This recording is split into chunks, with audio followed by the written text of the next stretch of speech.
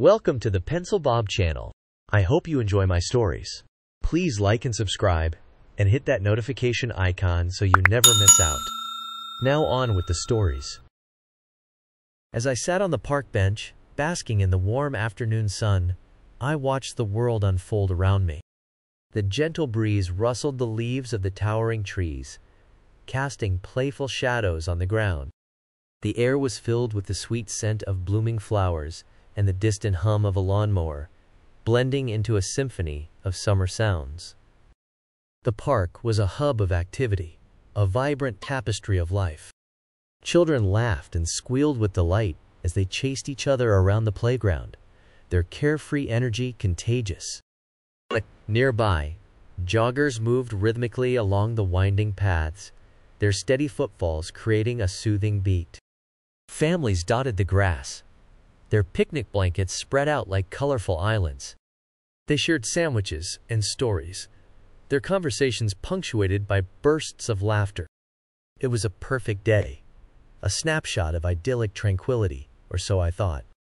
Little did I know, this serene scene was about to be disrupted by the arrival of two Karens, whose presence would soon turn this peaceful park into a stage for unexpected drama.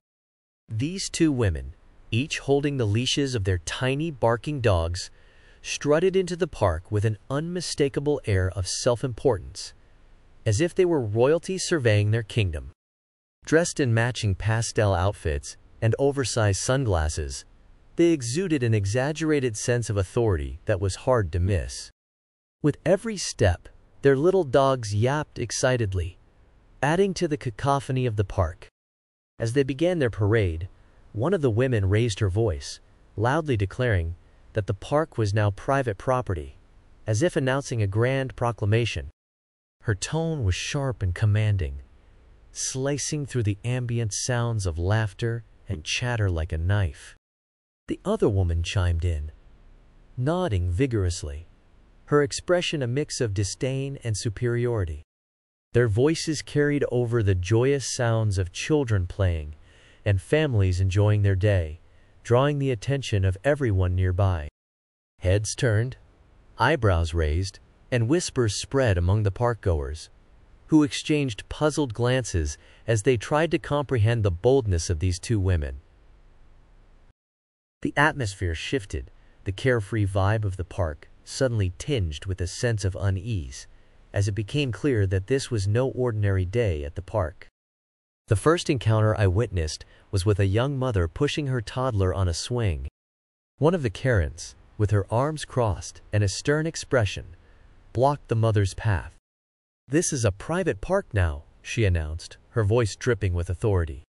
The young mother, taken aback, responded calmly, "This is a public park. Please move out of the way."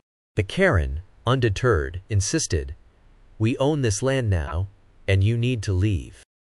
The mother, refusing to back down, simply walked around her, leaving the Karen to sulk in her wake. Undeterred by the mother's defiance, the Karens moved on to a group of teenagers playing frisbee. They marched over, their dogs yapping at their heels, and demanded the teens leave the area. The teenagers, initially confused, exchanged glances and laughed it off. "We're just playing," one of them said, tossing the frisbee again. But the Karens were relentless, raising their voices and threatening to call the authorities. Eventually, the teenagers, not wanting to cause trouble, moved to another part of the park, shaking their heads at the absurdity of it all. The Karen's next target was an elderly couple enjoying a quiet picnic under a shady tree. The women approached, their voices sharp and demanding. "You need to pack up and leave," one Karen said, pointing a finger at the couple's picnic spread. The elderly man, clearly bewildered, tried to reason with them. "We've been coming here for years. This is a public space," he explained. But the Karens dismissed it outright, insisting they had new ownership rights. The couple, not wanting to escalate the situation, reluctantly began to pack up their belongings, their afternoon ruined. As the Karens continued their rampage, they approached a man jogging with his dog. "Leash your dog," one of them shouted, even though the man's dog was already on a leash. The jogger stopped, confused by the confrontation. "My dog is leashed," he replied, pointing to the leash in his hand. The Karen, seemingly unfazed by logic, continued to berate him, claiming he was breaking park rules. The jogger, shaking his head in disbelief, resumed his run, leaving the Karens to shout after him. By now, the park was abuzz with the antics of the two women. People exchanged stories, sharing their encounters with the Karens and expressing disbelief at their impudence. It was clear that the Karens were not going to stop until they had driven everyone out of the park. Finally, frustrated by the lack of compliance, the Karens decided to call the police. They were convinced that their claim to the park would be validated and that the authorities would support their demands. When the officers arrived, the Karens eagerly explained their supposed ownership of the park, demanding that everyone be removed. The officer, maintaining his professionalism, asked for proof of ownership. This simple request seemed to infuriate them even more. One of the Karens, her face flushed with anger, accused the officer of calling her a liar. When he insisted he needed to see proof, she slapped him across the face. That was the tipping point. The officer, now having no choice, moved to arrest her. The other Karen, seeing her friend in trouble, kicked at the officer trying to handcuff her. What followed was utter chaos, a whirlwind of noise and movement that seemed to engulf the entire park. As more police officers arrived, their flashing lights and blaring sirens added to the frenzy, drawing even more onlookers to the unfolding spectacle. The scene turned into a circus, with people gathering in a safe distance, some recording the incident on their phones, while others whispered to each other in disbelief. The Karens, caught in the center of this storm, screamed and flailed as the officers attempted to restrain them, their protests echoing through the park. Their little dogs, equally caught up in the commotion, barked wildly, their high-pitched yaps adding another layer to the disturbance.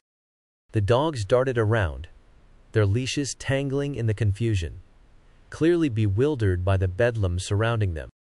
Animal control was called to manage the situation, and as the officers approached, the dogs continued to yap energetically, as if trying to make sense of the human drama unfolding before them.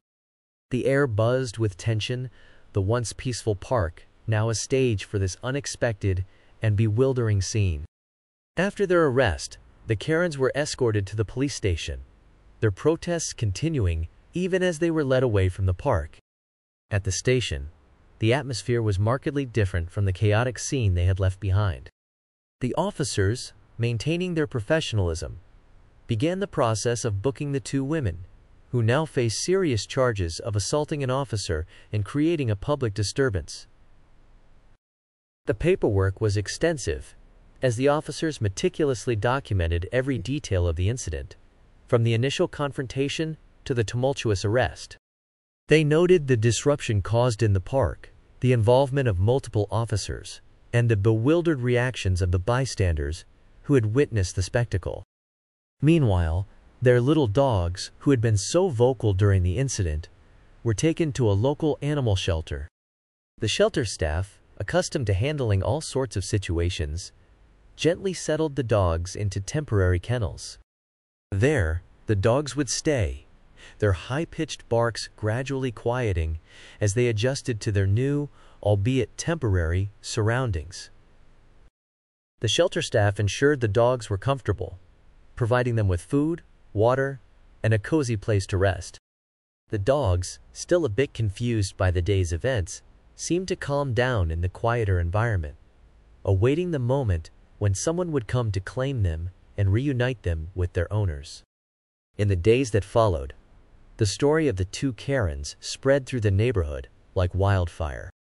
People shared their experiences, recalling how the Karens had harassed them and disrupted their day. The young mother, the elderly couple, and even the jogger all spoke up, recounting the absurdity of the situation. As for the Karens, they faced a court date where they would have to explain their actions, standing before a judge who would scrutinize their behavior. The courtroom was filled with a mix of curiosity and skepticism as community members gathered to witness the proceedings. Their claims of ownership over the park, which had initially seemed so bold and unfounded, were swiftly dismissed by the judge, who emphasized the public nature of the space. The Karens were left to grapple with the reality of their situation, realizing that their entitled antics had serious consequences. As they sat in the courtroom, the weight of their actions began to sink in, and they could see the disapproval in the eyes of those around them. The community rallied together outside the courthouse, sharing their stories and supporting one another against the entitled antics of the two women. People recounted their own encounters with the Karens, exchanging anecdotes that highlighted the absurdity of the situation. The sense of unity among the parkgoers grew stronger as they collectively stood against the behavior that had disrupted their peaceful day. It became clear that this incident had sparked a conversation about entitlement and respect within the community, and many were eager to ensure that such behavior would not go unchallenged in the future. In the end, the park returned to its peaceful state, and people resumed their activities, albeit with a newfound sense of camaraderie. The Karens, on the other hand, were left to reflect on their actions, their reputations tarnished by their own sense of entitlement. As I watched the park return to normal, I couldn't help but chuckle at the absurdity of it all. It was just another day at the park, but one that would be remembered for a long time.